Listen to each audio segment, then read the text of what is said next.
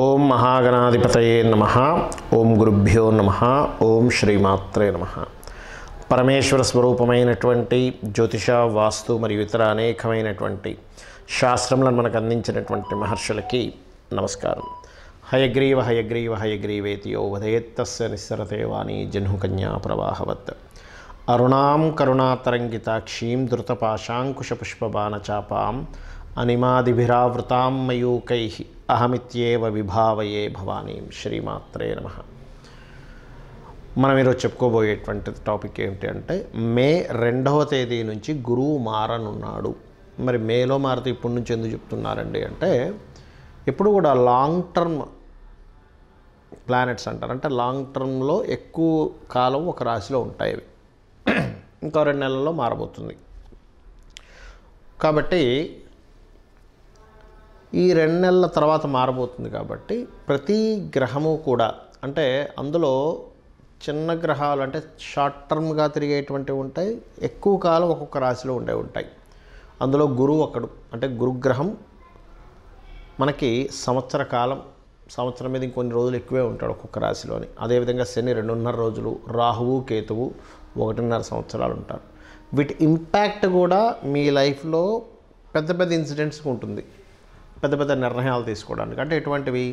వివాహం కావచ్చు, గృహ సంబంధించినటువంటి గృహము వాహనం తీసుకునేటువంటి విషయాలు కావచ్చు, విద్యా సంబంధించిన విషయాలకు కావచ్చు, అదేవిధంగా సంతాన సంబంధించిన విషయాలు కావచ్చు, ఇన్వెస్ట్మెంట్స్ రిలేటెడ్ సంబంధించిన విషయాలు కావచ్చు, ఆరోగ్య సంబంధించిన విషయాలు కావచ్చు. వీటన్నిటి మీద కూడా ఈ యొక్క ముఖ్యంగా ఈ గురుగ్రహం యొక్క ఇంపాక్ట్ అనేటువంటిది ఎక్కువగా ఉంటుంది, గుర్తుపెట్టుకోండి. అయితే ఇప్పుడు మనం ప్రతి లగ్నానికి చెప్పుకోబోతున్నాం.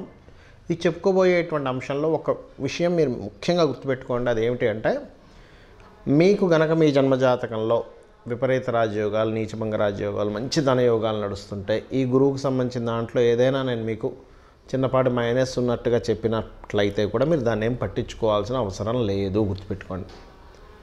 ఓకే. కాకపోతే గురు సంబంధించినవి చెప్పినవన్నీ కూడా పాజిటివ్గానే వస్తాయి ఇక్కడ, అందులో ఎటువంటి సందేహం లేదు. సో మనం ఒక్కొక్క లగ్నరీత్యా, లగ్నం తెలియని వారి రాశిరీత్యా మనం తెలుసుకుందాం. మేష లగ్నము, లగ్నం తెలియని వారు మేష రాశి నుంచి చూసుకోవచ్చు. మేషం వారికి గురువు మే 2వ తేదీ నుంచి 2వ స్థానంలోకి అడుగు పెడుతున్నాడు. అంటే ధనస్థానంలోకి వెళ్తున్నాడు. ధనస్థానంలో వెళ్ళేటువంటి గురువు ఎటువంటి ఫలితాలు ఇస్తాడు? ధనపరంగా అభివృద్ధిని ఇస్తాడా, లేకపోతే ఇంకేదైనా వేరే సంబంధించినటువంటి వాటిల్లో అద్భుతమైన యోగాన్ని ఇస్తాడా అంటే, ఇక్కడ ఇచ్చేటువంటి గురువు పర్టికులర్గా మీకు మాత్రం కాకుండా మీ జీవిత భాగస్వామికి ధనయోగాన్ని ఇస్తాడు. ఇది గుర్తుపెట్టుకోండి. అలాగే 6వ స్థానంలో కేతువు యొక్క సంచారం జరుగుతూ, సర్వసాధారణంగా మనం మేషం వారికి ఒక విషయం చెప్తుంటాను ఎప్పుడు నేను, మేష లగ్నంలో జన్మించారు అంటే ఏదైనా సంథింగ్ రుణ సంబంధించినటువంటి విషయంలో ఇబ్బంది కలిగేటువంటి వాతావరణ సంబంధించినటువంటి విషయంలో ఉంటుంది అని. ఇప్పుడు కేతు 6లో ఉన్నాడు ప్రజెంట్ ఇక మేషం వారికి. అంటే 6లో ఉన్న కేతు ఏం చేస్తాడు? నిత్య జీవితంలో ఏదో ఆటంకం, ఏదో స్ట్రెస్ని ఇస్తూ ఉంటాడు. ఆ స్ట్రెస్ కలిగేటువంటి దానికి ఎప్పుడైనా గుర్తుపెట్టుకోండి, ఒక ప్లానెట్ ఒక దగ్గర ఉండి ఒక స్ట్రెస్ ఇస్తున్నప్పుడు దానికి ఒక పాపగ్రహం తోడైతేనేమో ఆ స్ట్రెస్ పెరుగుతుంది, ఒక శుభగ్రహ దృష్టి కలిగినప్పుడు ఆ స్ట్రెస్ తగ్గుతుంది. మీకు మే 2వ తేదీ నుంచి నిత్య జీవితంలో కలిగేటువంటి ఆటంకాలు లేదా రుణ సంబంధంగా కలిగేటువంటి ఆటంకాలకు సంబంధించినవి ఏవైతే ఉన్నాయో అవి కాస్త ఫ్రీ అనేటువంటివి అవుతాయంటే, కాస్త రిలీఫ్ అనేటువంటిది ఖచ్చితంగా జరుగుతుంది. మరియు ఇదే గురువు 2వ స్థానంలో ఉన్నప్పుడు ఇచ్చే ముఖ్యమైనటువంటి ఫలితాలు ఏమిటి అంటే, మేషం వారికి పూర్వీకుల ఆస్తులకు సంబంధించినటువంటి భావము పైన గురువు యొక్క దృష్టి ఉంది. కాబట్టి ఈ గురువు రీసెర్చ్ రిలేటెడ్ సంబంధించిన విషయాలకి, పిహెచ్డి రిలేటెడ్ సంబంధించిన విషయాలకి, పూర్వీకుల ఆస్తులకు సంబంధించినటువంటి విషయంలో ఏదైనా గొడవలు, కోర్టు కేసులు లేనట్లయితే లిటిగేషన్ తగినవి ఏమైనా ఉంటే అవి క్లియర్ అవ్వడం అనేటువంటిది మీకు జరగనుంది. అయితే ఇక్కడ 2వ స్థానంలో గురువు ఉన్నప్పుడు సర్వసాధారణంగా మేషం వారికి ఉన్న ప్రదేశం కాకుండా ఇతర దేశాలకి వెళ్ళడం ద్వారా, ఎందుకంటే కేవలం ఒక గురువు 2లో ఉన్నంత మాత్రాన్ని చెప్పేటువంటి అంశం కాదు ఇది. మీకు 12వ స్థానంలో రాహు ఉండి, రాహు యొక్క ఎనర్జీస్తో గురువు 2వ స్థానంలోకి ఎంటర్ అయ్యాడు. అంటే ఏమిటి? విదేశీ సంబంధించిన ధనయోగాన్ని ఇచ్చేటువంటి కాంబినేషన్లో ఉన్నాడు. కాబట్టి ఏమంటే నేను పలానా దేశానికి వెళ్దాం అనుకుంటున్నాను, అమెరికాకో, ప్యారిస్కో, లండన్కో, రకరకాల దేశాలు ఉన్నాయి, ఆస్ట్రేలియాకో, ఎక్కడికో వెళ్దాం అనుకుంటున్నాను, నేను వెళ్ళవచ్చా? గోచారం ఎంతవరకు మాకు సపోర్ట్ చేస్తుంది అంటే గోచారము 100% సపోర్ట్ చేస్తుంది. బట్ కండిషన్ ఏమిటంటే మీ యొక్క పర్సనల్ చార్ట్లో ఆ యొక్క మహాదశలు కావచ్చు, అంతర్దశలు కావచ్చు ఎంతవరకు సపోర్ట్ చేస్తున్నాయని చూసి దానికి సంబంధించిన పరిహారం చేసుకోవడమే చేయాలి.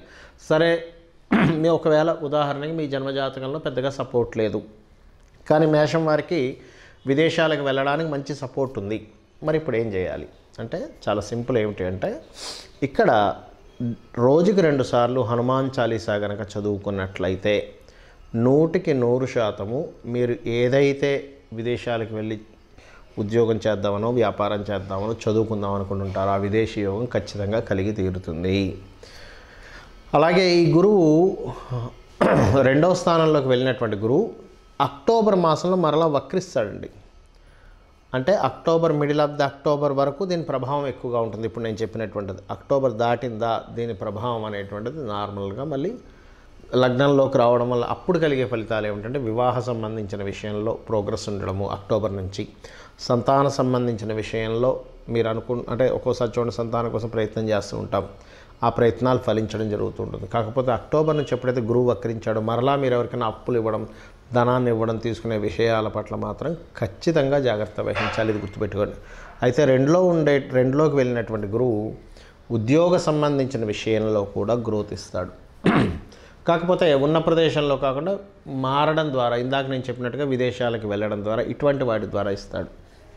ఎప్పుడైనా గుర్తుపెట్టుకోండి, గురుగ్రహం యొక్క అనుగ్రహం మీకు పరిపూర్ణంగా రావాలి అనంటే మీరు చేయవలసినటువంటిది ముఖ్యంగా దక్షిణామూర్తి యొక్క ఆరాధన, దత్తాత్రేయుడి యొక్క ఆరాధన చేస్తూ ఉండాలి. కొంచెం కుటుంబ సభ్యుల్లో పెద్దల వల్ల కొంత స్ట్రెస్ కూడా ఉంటుంది మీకు.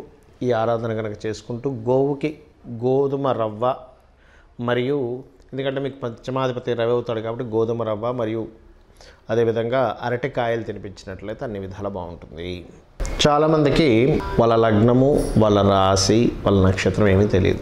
మరి అలాంటి వారు ఈ గురువు యొక్క మార్పు వలన కలిగే ఫలితాలను ఎలా పొందాలి? గుర్తుపెట్టుకోండి, గురువు ఎప్పుడైతే మారుతుంటాడో రాశిలో పుష్కరాలు వస్తాయి.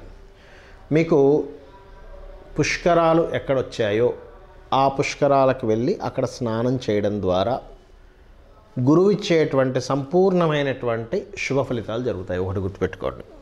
రెండవది, ఏమండి మాకు గురువు ఈ సంవత్సరం మంచి ఫలితాలు ఇస్తాడా, మంచి ఫలితాలు ఇవ్వడం మాకు అర్థం కావట్లేదు, ఏం చేయాలి అంటే చాలామందికి కావాల్సిన మంచి ఫలితాలు, అశుభ ఫలితాలు ఎవరికి వద్దు, శుభ ఫలితాలే కావాలని కోరుకుంటారు, కోరుకోవాలి కూడా, అదే అందులో ఎటువంటి తప్పు లేదు.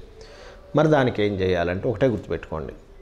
మీకు గనక మీ ఎలా తెలుసుకోవాలి తేడాని అంటే గురు నక్షత్రాలు, గురువారాలే ప్రత్యేకంగా మీకు కొంచెం ప్రతిసారి ఏదో ఒక ఇబ్బంది కలుగుతుంది, ఆగుతుంది అంటే మీ జన్మజాతకంలో కానీ గోచారంలో కానీ మీకు డేట్ ఆఫ్ బర్త్ టైము తెలియవు కాబట్టి గురువు నెగటివ్ ఫలితాలు ఇచ్చే దాంట్లో ఉన్నాడు అని మీరు అర్థం చేసుకోవాలి.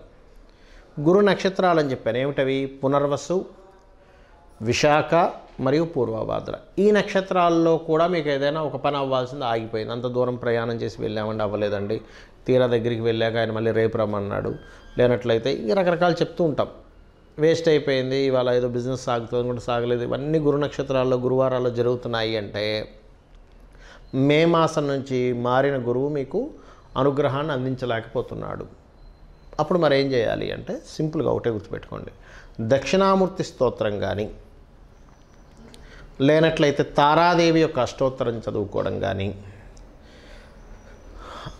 జయ గురుదత్త, శ్రీ గురుదత్త అనే నామస్మరణ కానీ, దిగంబర శ్రీ పాదవల్లభ దిగంబర అనేటువంటి నామస్మరణ చేసినా కూడా గురువు యొక్క అనుగ్రహం పరిపూర్ణంగా కలుగుతుంది. లేదండి మీకు దగ్గరలో మీకు విద్య నేర్పినటువంటి గురువులు ఉంటారు, వాళ్ళకి ఏదైనా వస్త్రదానం ఇచ్చి వాళ్ళకి కాళ్ళకి నమస్కరించుకోవడం, లేదా ఎక్కడో ఉంటానండి నేను అమెరికాలో ఉంటాను, మా గురువుగారు ఏమో ఇండియాలో ఉంటారు, మాకు తెలియదు అంటే మాకు తెలియదు అంటే ఇన్ సెన్స్ మేము కలవలేము, పరిస్థితి ఆయన ఎక్కడున్నాడో కూడా తెలియదు. ఇప్పుడు ఒకప్పుడు మాకు నేర్పించారు కానీ ఇప్పుడు ఆయన ఎక్కడున్నాడో ఆయన ఫోన్ నెంబర్ కానీ ఆయన విషయాలు మాకు తెలియకుండా అయిపోయాయి అనుకుంటే కనీసం అతను స్మరించుకొని అతని పాదాలకు నమస్కరించుకున్నా కూడా గురువు యొక్క అనుగ్రహం పెరుగుతుంది. ఇది గుర్తుపెట్టుకోండి.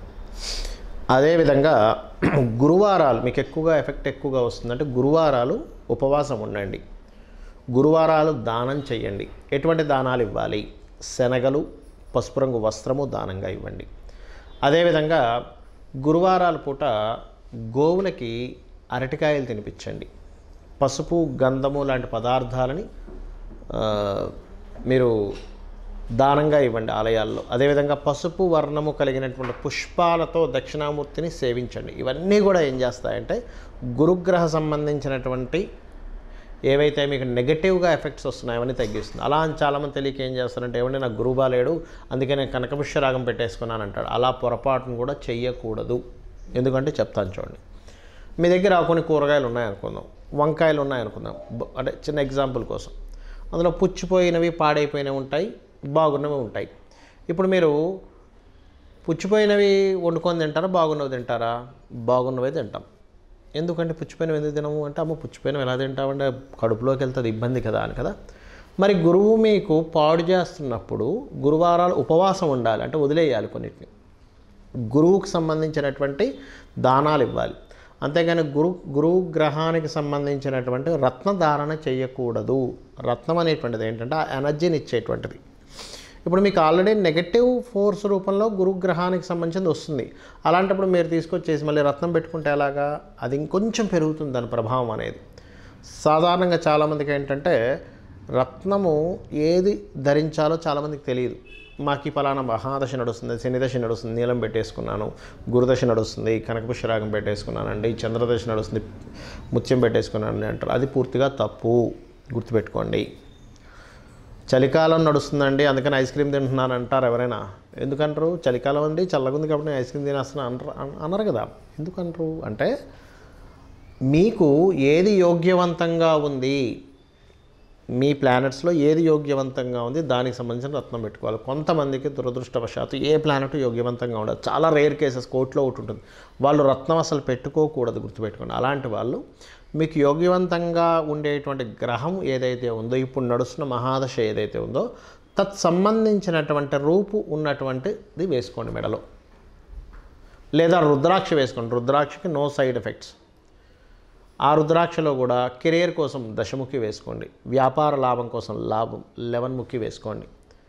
లేదా పంచముఖి చాలా తక్కువ రేట్లో 50-100 రూపాయలకి వచ్చేస్తుంది పంచముఖి అయితే, అది కూడా వేసుకోవచ్చు. కొంచెం ఈ దశముఖి 11 ముఖి కాస్త ఎక్కువగా ఉంటాయి. వీటన్నిటికంటే కూడా నేను మీకు చెప్పేది ఒకటే, ఇవన్నీ నాకేమీ తెలియవు. ఈ గోచారము, వాస్తు, గ్రహాలు, నక్షత్రాలు, గురువు మారాడా, శని మారాడు, ఇవేమీ నాకు తెలియవు స్వామి. నువ్వే నాకు దిక్కు, నేను నిన్నే అన్నిట్లో చూసుకుంటూ నా పని నేను చేసుకుంటూ వెళ్ళిపోతాను అనుకునేటువంటి వారికి వీటితోని సంబంధం లేదు. ఆ లలితాంబిక అమ్మవారి పాదాలు పట్టుకొని మీ ప్రయాణం సాగించడం అన్ని విధాలు బాగుంటుంది. శ్రీమాత్రే నమః.